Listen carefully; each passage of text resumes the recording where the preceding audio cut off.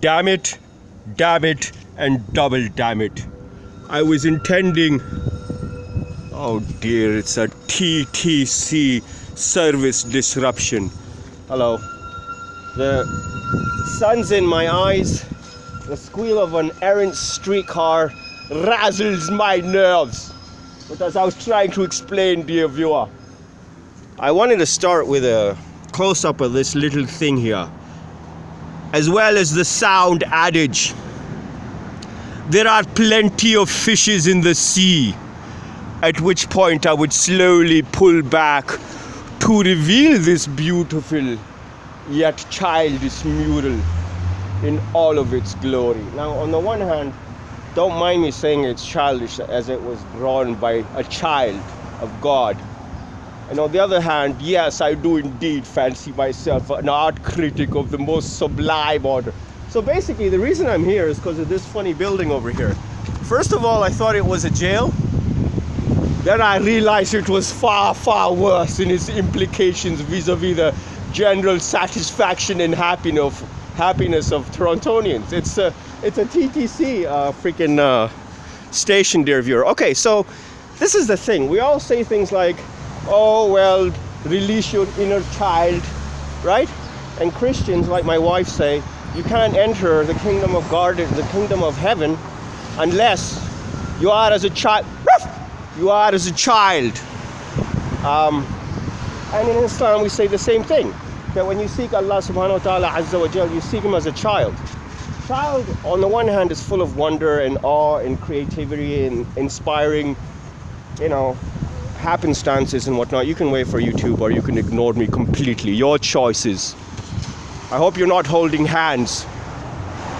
Or rather, you should be holding hands. All right. So, yeah, that was a bit crude, of course. And that's why, oh God, the noise, hey, make it noisier, man. I'm here, the new Harley is 100 decibels per square inch, man. And it pollutes like a goddamn Honda Civic.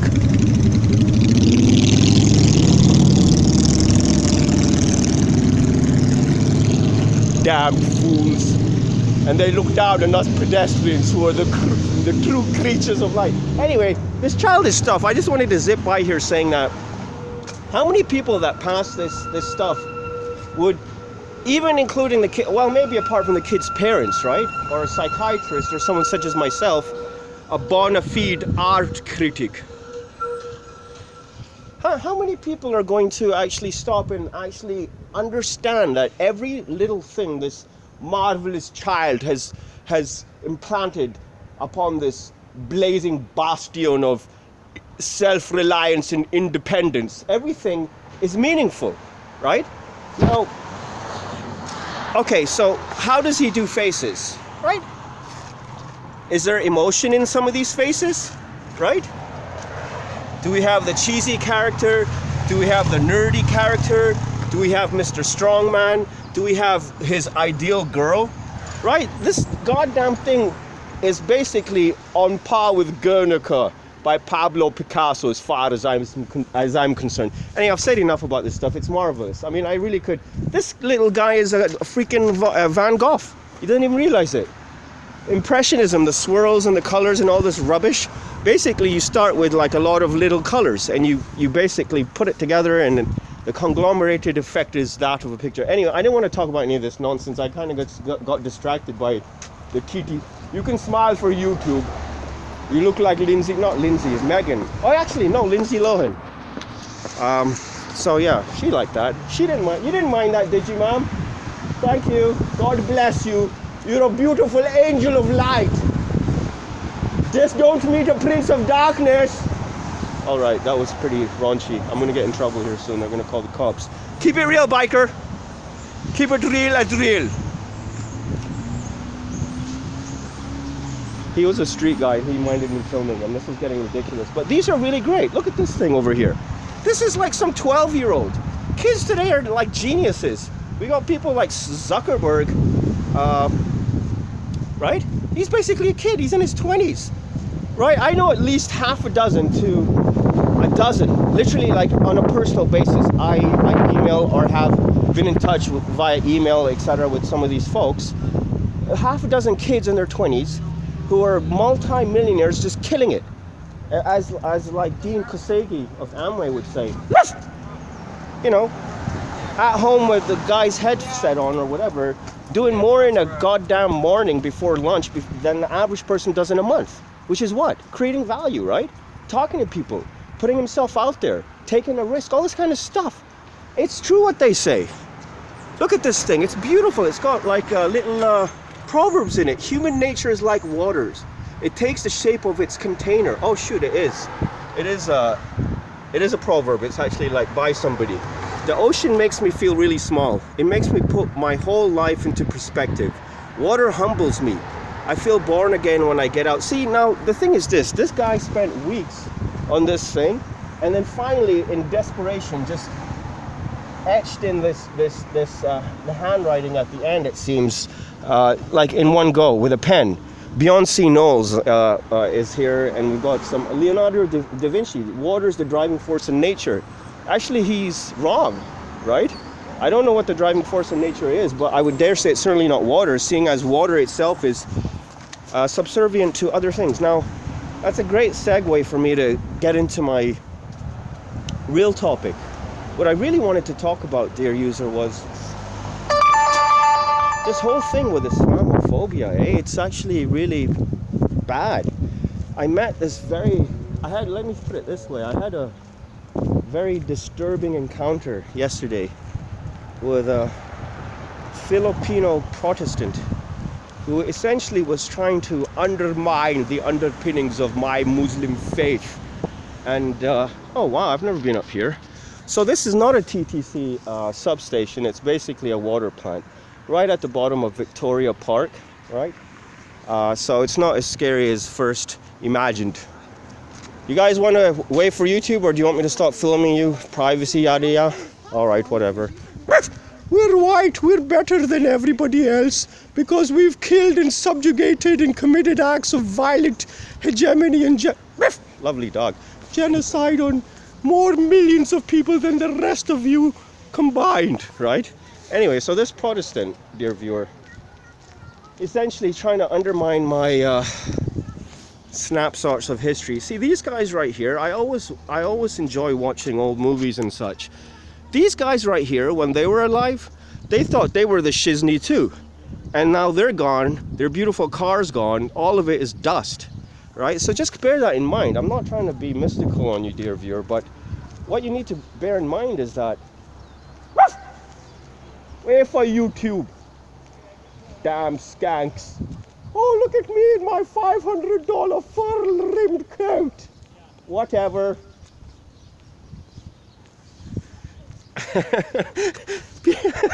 People mind that. I can't help it though, right? I got all this, like everyone else, I've got all this suppressed angst and emotion, right? And it needs to come out. And then I make these crazy videos, and my current boss is awesome, man. All they've told me, like, do what you do, just don't make crazy videos with our jacket on. I got warned once for putting up a video with their beautiful company. Well, I was at a customer site and I was behind the desk and I started making an atheist video, and then I walked around the place and all kinds of gibberish for an hour while I was working. You know, that's the joys of security. I've got a whole playlist called The Joys of Security I urge you to check out. And I will come back to the topic at hand, but you see, my dear viewer, it's the law of opposites, a subject which fascinates me endlessly and which I want to write a book about someday. Law of opposites, basically, I intend to talk about this whole Islamophobia thing and essentially just tackle the thing head on and convince any rational person who's watching that Islam really is a religion of peace, but peace also includes fighting. That's really what it boils down to. There are 5 verses in the Quran that say kill people and all this kind of stuff, right? However, they're all in the context of other verses that say fight only those who fight you, and fight those who drive you out of your homes, right? just because you say you're Muslims, which is basically what was going on during the time of Prophet Muhammad. The funny thing is, this Protestant, okay, you know, and furthermore, you know, fight those who fight you, but don't aggress. Because God, oh, look at the lovebirds who are now going to be on YouTube and have the option of either waving or giving me the finger. Thank you, man.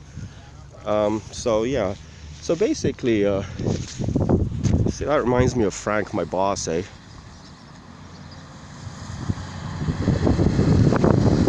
Yeah, he drives, I think he drives a car. So basically, what it boils down to is, can I actually slide down this rail or not? That's the real question, while filming, no less.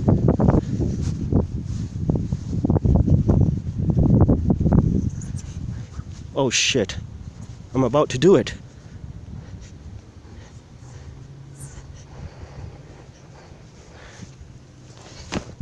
Ta-da! So yeah, the water desalination plant, and I guess the thing of it is, now that that beautiful couple was in their love bubble, I actually want to vacate the premises and give them their space. But this Protestant, basically, the funny thing is, like, he claims to know a lot about Islam, and it's like, you know, Richard Dawkins and people like Sam Harris who go on about how bad Islam is, and they're not Muslims, and they haven't really talked to that many Muslims, it seems. They've debated some of these more passionate and zealous types, like myself, I might add, on Twitter. But really, at the end of the day, it's like, you know, who are you to tell me what my religion actually means? And then it's like, oh, the statistics. Then Sam Harris will come up with like 84% of people in Denmark believe that this dude should have been shot or killed. Well, it's like something like this. 100% of Muslims are very passionate about their faith and do believe in God and do believe it's, you know, basically nonsensical sacrilege in a sense to you know, why would you, like, you to say, okay, here's the real thing. It's basically a thingy of good faith, right? You're the stray one, I see. That's all right. Life will reward you in the end. Oh, perhaps not, eh? Piper. Stop being a little snot-nosed furball. Hey. Oh, God. Don't insult my dog. Don't film me. Piper. Whatever.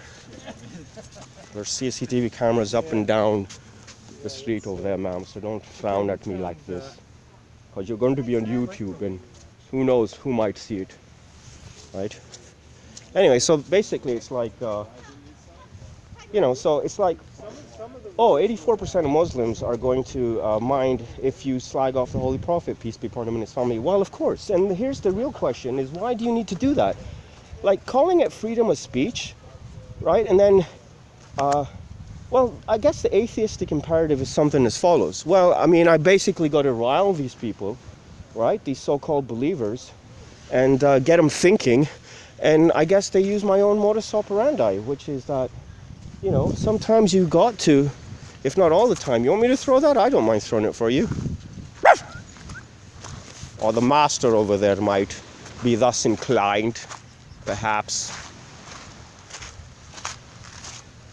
Anyway, so it's like, basically, 84% of Muslims believe this guy in Denmark should have been shot or whatever, or killed or knifed or stabbed or what have you. 84% of Muslims basically simply don't understand why you got to disrespect their holy prophet and his family, peace and blessings of Allah be upon them all. And then also this notion of, oh, well, I'm allowed to say F God, F you God, right? I want to keep this profane free, dear user. Yeah, well, I mean, that's great. Of course, go ahead, do what you like. But at the same time, like, is there really a purpose? And are you actually going to win people over to your side by, you know, purposely? Are you lost or something? You're the puzzled one, eh? That's all right. Puzzle on, little furball of delights. Anyway, so yeah. So it's basically like, okay, so here's the real thing. You want statistics? I told this Protestant the same thing yesterday. he's like, well, you know what? And he's a very intelligent, well-read guy. And the funny thing is, all the books he seems to be reading, including the one at the moment, are out about how devious Islam is. Okay, so now let's just tackle the thing head on. The spread of Islam using sword and fire. Okay, here's the thing, and this is what I told Buddy yesterday. I was like, dude, it's possible that was the case. However, the Holy Prophet Muhammad, peace be upon him, and his family didn't even have a goddamn sword, never attacked anyone, ever, himself. You know, وَإِنْ يَرْمِي لَا يَرْمَى وَلَكِنَّ اللَّهَ يَرْمِي. Right? So when you threw the dust, you didn't throw the dust, but Allah threw the dust. Oh God, I can't believe it's still recording, eh? That means I gotta carry on. Anyway, so it's like, he threw dust at somebody in a battle once, okay? He never physically fought or attacked or threatened or molested anyone, ever, okay? So you can come up with things like he was a pedophile and all this other nonsense. You'll never find any reports of him having basically been unjust or violent or aggressive in any shape or form. In fact, the Quran says, وَمَا أَرْسَلْنَاكَ إِلَّا رَحْمَةٌ لِلْعَالَمِينَ, that we sent you basically as a mercy for all the worlds. Now, as a Shia, and yeah, as a Muslim, we definitely believe in fighting. I hope you believe in fucking fighting. Sorry, but R-rated still allows for one F-bomb. Okay, so go look up the history of Prophet Muhammad. Don't look up the history of Islam vis-a-vis Muslim political kings, right? Who probably did invade and enslave and all this rubbish, like the same representation of Islam that the Taliban is basically going through. The thing at the time was this. The way I see it is like this. Okay, so there's like 20, 30, whatever major battles during the time of Prophet Muhammad, peace be upon him and his family. All of them defensive. Go look at it. Okay, and after his passing away, the Shias, we followed Imam Ali, who was his cousin and his son-in-law, married to the lady Fatima, his daughter, right? The peace and blessings be upon all of them. Now, the crux of it is that basically, you know what? Imam Ali himself fought these evil politician type kings. And Imam Hussein, after whom I'm named, the grandson of the Holy Prophet, peace be upon him and his family, he basically, I'm trying to extract a cigarette from my jacket. I've rolled up a nice little pincer movement here. Well, I need a pincer movement to extract it. Anyway, just bear with me for a second there, viewer, right?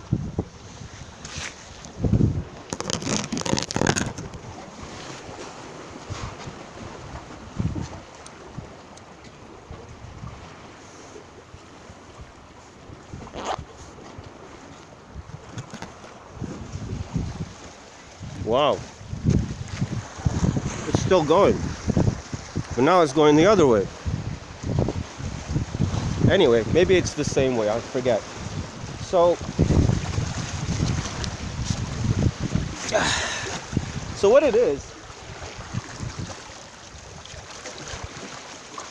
and what it should be is an examination of the life of Muhammad and the sayings of Muhammad and the Quran, right?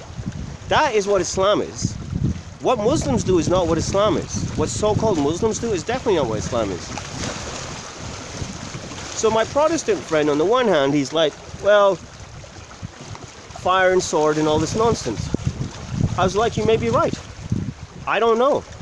I do know that we didn't have a Muslim Alexander the Great or goddamn Hannibal or Genghis Khan. I do know that the average person can't name a single Muslim country, myself included, that has ever attacked a non-Muslim country, apart from, as he kindly pointed out about 5 minutes later, Israel. The question of Israel, and he presented Israel in such an interesting new light. And by the way, you see, the jury's out with regards to Israel. Muslims don't think Israel should be destroyed. I mean, if you look at the most fanatical of them all, apparently Iran, and then Ahmadinejad and Larry King Live is pressing him about nukes and all this nonsense. And then he's like, well, the International Atomic Agency, Energy, whatever, UN, they sent their stuff there, they're welcome to come back, all this kind of stuff. Nuclear weapons are not allowed in Islam,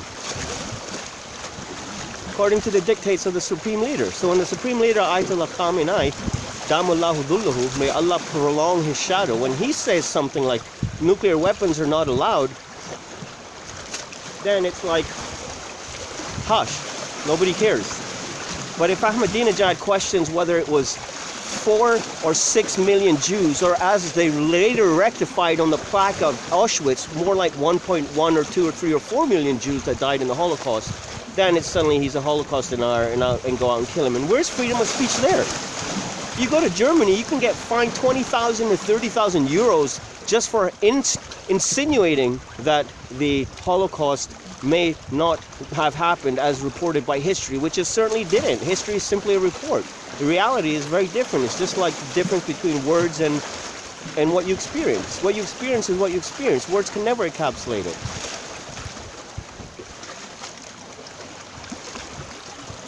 My Protestant friend kept trying to undermine my concept of Islam by saying things like fire and the sword and, you know, Muslim countries are like communist countries. You know, the thing is, a lot of what he said did make sense. For sure, if you go to Pakistan and you start spouting anti-Islamic nonsense, you'll probably end up like fucking killed, basically, or beat up bad, or some nonsense gonna happen, right? But why are you gonna do that? Like, what you don't understand is that there are people to whom things are sacred for which they would give their lives. It's like you go to someone's house, you take off your shoes, you respect them. You know the mom is an old windbag and she's just riding the dude and she's destroyed his marriage, but he loves her and you respect her by virtue of the fact that he loves her, right?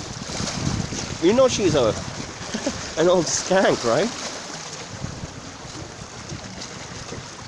Anyway, so I was like, where's the Genghis Khan of the Muslims, right? We had the Mughal Empire, right? We didn't have Mongols. We had Babur, we had Akbar, we had a lot of famous Muslim kings. We had, obviously, the guy in Jerusalem. But on the other hand, with Christianity, you got the Crusades, which is basically a system-wide program of just rape and plunder and loot and killing. And everything that you talk about vis-a-vis jihad is simply what you've done yourselves in the past. And then we had the Dark Ages, right? Islam says la ikraha fi din. I tried to explain this to my Protestant friend yesterday. And okay, so what about the fact that you cannot name a single Muslim country that's ever attacked or occupied or invaded or colonized a non-Muslim country, apart from you might say the heydays of the Islamic Empire. He told me some interesting things. He said the Islamic Empire used to be like 11 times bigger than the Roman Empire and all this kind of stuff, right? It went all the way from Cordoba in Spain to China. And once again, I will admit, I've read like non-Muslim historians saying things like that. The myth of Islam being promulgated by the sword is essentially a myth of history. But I dare say I can't envisage any other way of conquering lands apart from conquering them, right? Or is it a case like with Israel? Israel was a very fascinating insight. The guy said basically, well, all these Muslim countries, 5 or 6 countries attacked Israel. And I was like, but dude, Israel didn't exist prior to 1947. They went in, they shoved half the Palestinians to one side of Gaza and half onto the West Bank, and it's the most densely populated, and it's basically a human prison for millions of people. It's all it is. And people know this. And not only prison, information, their information is not even allowed in and out of there, or it's restricted and controlled, let alone people and goods and politicians and journalists and all this kind of good stuff. If the world actually knew... That's a good dogling. If the world actually knew... The world actually knew what was going on in some places, other places in the world, like if you really knew what was going on in Africa and in Palestine, and you know, if you actually knew what happened and what the circumstances were during World War II in Leningrad and Stalingrad and, you know, the Baltic countries and you know, they had the Einsatzgruppen and the Nazi death squads and the Wehrmacht and the Blitzkriegs and fire and bomb and napalm and torture and human experiments with Dr. Mengele. Yeah, I mean, it's horrible, but it's not. Here's a point for my atheist friends, is all of that religion. Hitler was very devout, but Hitler fancied himself Christ, and he didn't mind people comparing him to Christ. Himmler, his second in command, essentially, or third after Goering, called him the Christ for the coming 2,000 years. That's what he believed, right? And so, I mean, Hitler is an obvious example. Hitler is probably the most evil person that ever lived in some respects. 50, 40, 60, and some people say 70 million deaths as a result of World War II. And why? Because he couldn't keep his hands off Poland. They gave him Czechoslovakia, they gave him the Rhineland, they gave him the Sudetenland, right? They gave him everything. He took over Austria, but that wasn't enough. And on the pretext of like this little seaport called Danzig, which was all German, right? He basically went in and destroyed Poland and started World War II. He actually won World War II. I don't know if most viewers are aware that Hitler occupied fucking France in like 2 weeks. Like, it was such a swift occupation that the general commanding in charge arrived in Paris in front of the troops, like a few days or a week before the troops even got there, right? And so, I mean, he had everything. 1939, the war started, and by 1942, he had all of, I mean, if he had just stopped there, but you see, power, it's not to say that power corrupts, absolutely. Power essentially takes a person over.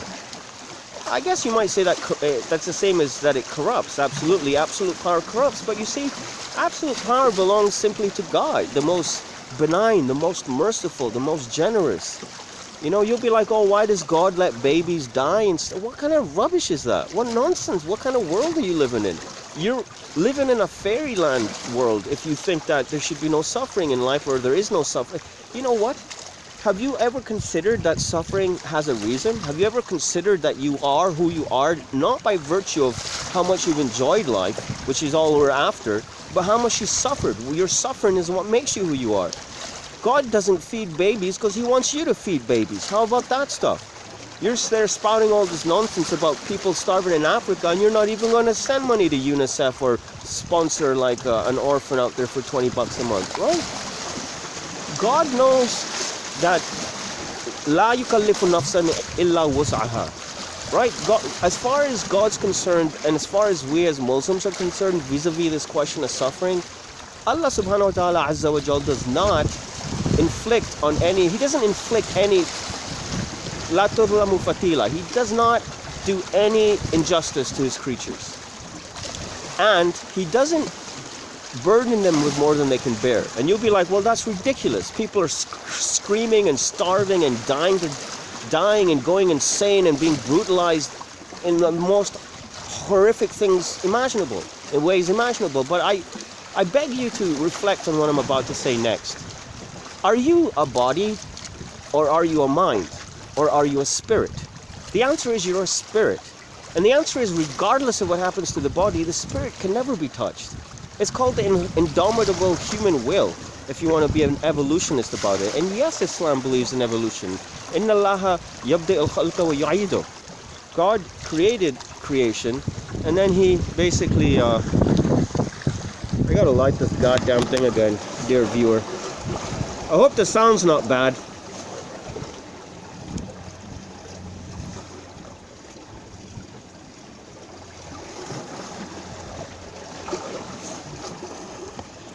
Inna Allah yabdi al-khalqa wa yu'idu.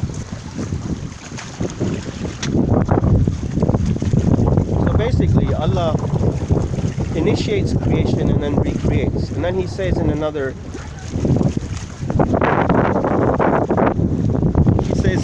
verse, Alam ta'lam an-nash'ata al-ula afala tadhakkarun. You're familiar with the previous creations, pre-Homo sapien hominids. There's only 1,000 skeletons littering the globe from what we've uncovered in archaeological dig sites going back to the 1920s at least. You got to be on crack or ice not to understand that, of course, we've evolved, or evolution takes place. Everything evolves. You're evolving, I'm evolving, this conversation's evolving. Every particle is evolving. This is one of the wonders of creation. Everything evolves constantly, and nothing is everything's in motion. Anyway, I gotta get going. This thing is getting long and tedious for the likes of the average YouTube viewer, who only actually watches about 6 to 10% of any given feed. So yeah, so then my good Protestant friend was like, well, you know, he just goes on and on. I'm like, so where are the Islamic Crusades? Like, where's Islamic Hannibal or Genghis Khan? You had the Mongol conquerors, you didn't have Mughal conquerors, at least not such. Listen, man, what I'm trying to say is this. If we were the worst of the worst, history leaves its marks. That's what can be said about history, right? And so we didn't have an Alexander the Great, Muslim conqueror. We didn't have crusades, you know, did we? And you'll look at individual pockets of sources and this and that. You'll talk about like all kinds of nonsense. It's nonsense. You'll talk about how Muslims would take over countries and enslave everyone and force them to become a Muslim and all this kind of stuff. Anyway, I was talking about the question of, but you won't talk about like the Jews of Cordoba, for example, and the protectorate that the Islamic State offered them. Like, I'm fucking against ISIS like the next person, and that's 2 F-bombs to just show you how riled I am about the current state of affairs. But that's not Islam. It really is not. How can you follow a religion, the name of which means peace, basically, and then you'll be like, it's not a religion of peace. Well, it was intended that way, that's for sure. That's really all it is. Peace and social justice and equality and all this kind of nonsense. And then apportioning to each their rights, right? Like social order. So if you look at Imam Ali, peace be upon him, and you pull up his letter that he gave when he was the so-called caliph, right? When the Sunni people finally realized what idiots they had been to, you know, deny him of his actual, what is this thing? Right. And when they forced him, they put a rope around his neck, and they forced him to ascend onto the, hello good Torontonians, don't mind being on YouTube, you've got the option of waving, of course. Alright, so yeah, so basically, like, Imam Ali, peace be upon him, when he was made caliph, he appointed as governor of Egypt one of his closest friends, a beautiful man, one of his companions, a warrior obviously. His name was Malik al-Ashtar, and he was basically a one-man army essentially, as well as a very sage and devout and holy, pious individual. So the Holy Imam, peace be upon him, wrote a letter which you can pull up if you want to really know what Islam teaches. If you want to know what Islam teaches, there's only 3 sources, and 2 if you really boil it down. One's the Quran, and one's the family of Prophet Muhammad, or Muhammad himself, if you're not into the family. But just pull up Imam Ali's letter to Malik al-Ashtar when he assigned him to be the governor of Egypt. And, you know, it begins, Bismillahir Rahmanir Rahim, in the name of Allah, the most sublime and the most beneficent.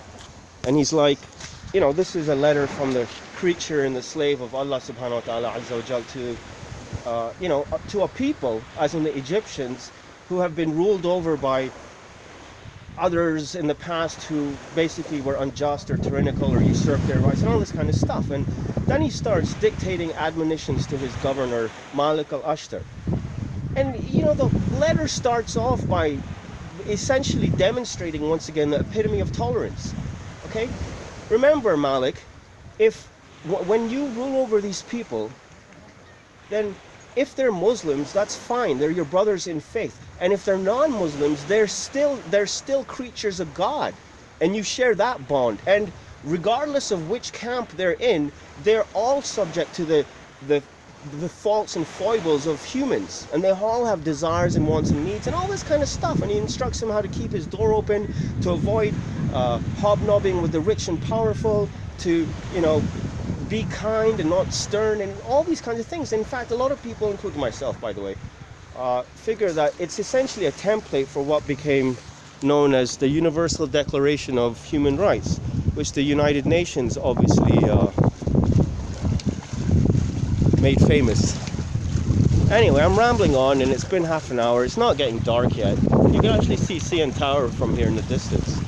But, you know, it's like there's all these misconceptions, but no one wants to read the Quran. You'll read these 5 verses that says, fight those who fight you, and seize and slay them wherever you find them. This guy said the famous words yesterday again. My Protestant friend, he's like, well, the verse of the sword. Shall I tell you a little secret? It's only called the verse of the sword by non-Muslim historians, all right? And most Muslims aren't even aware of the verse. And it's certainly not a central facet of religion and upbringing and teaching. They make it out like all we're telling kids in madrasas and Islamic seminaries is, you know, one day you got to go out and conquer other people and subvert people, and non-Muslims are evil and they're the enemy and all this kind of stuff, and they're defiled and they're base and it's nothing like that. You see, here's the thing, statistics, right?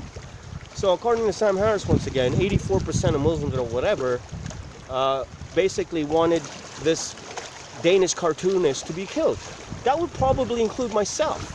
Yeah, because I'm very riled up by this nonsense myself. However, I approach see, I'm not allowed to kill the dude, is the point. This is the point. Sharia, I was trying to say this in another video, why terrorists kill us, a Muslim perspective. Okay, so Sharia is harsh, but Sharia can only be enacted by the Holy Prophet, peace be upon him and his family, and his descendants. Right?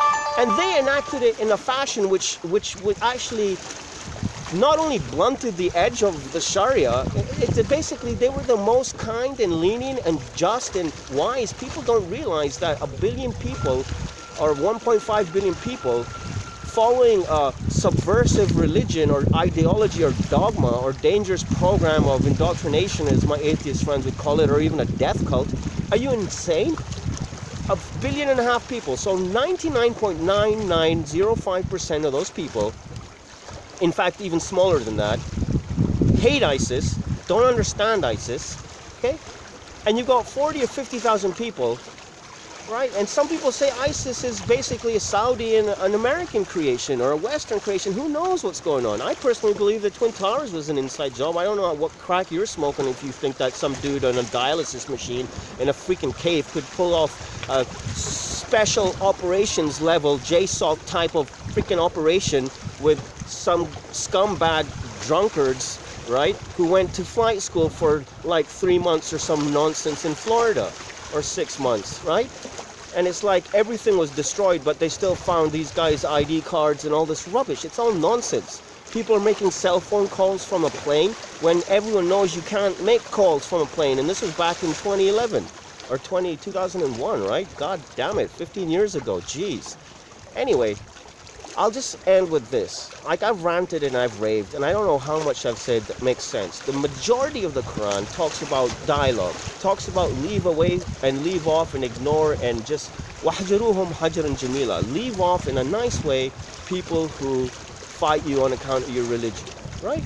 Now, on the other hand, there's 5 verses of war, and then at the end of the Quran, there's a whole chapter of unbelievers. Nobody quotes that. If you want to know what the Quran says about unbelievers, why don't you go read the chapter called Unbelievers? It's only 6 verses. Bismillah ar-Rahman ar-Rahim, in the name of Allah, the most merciful, mercy-giving. Okay? Allah simply means God with a capital G. Christian Arabs and Jewish Arabs use the same word. قُلْ يَا أَيُّهَا الْكَافِرُونَ. Say, O unbelievers, لَا أَعْبُدُ مَا تَعْبُدُونَ. I don't worship what you worship. وَلَا أَنْتُمْ عَابِدُونَ مَا أَعْبُدُ. And you don't worship what I worship. وَلَا أَنَا عَابِدٌ مَا عَبَدْتُمْ. And I am not going to worship what you worship.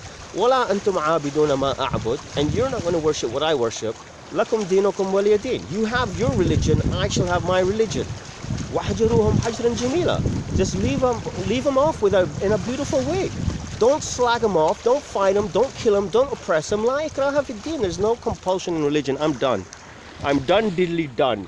I'm going to run back home, rather to the mosque, And then I'm going to go and buy some groceries, for which I even brought my trusty environmental bag, because I love taking care of the environment. All right, we're done here. Comments appreciated.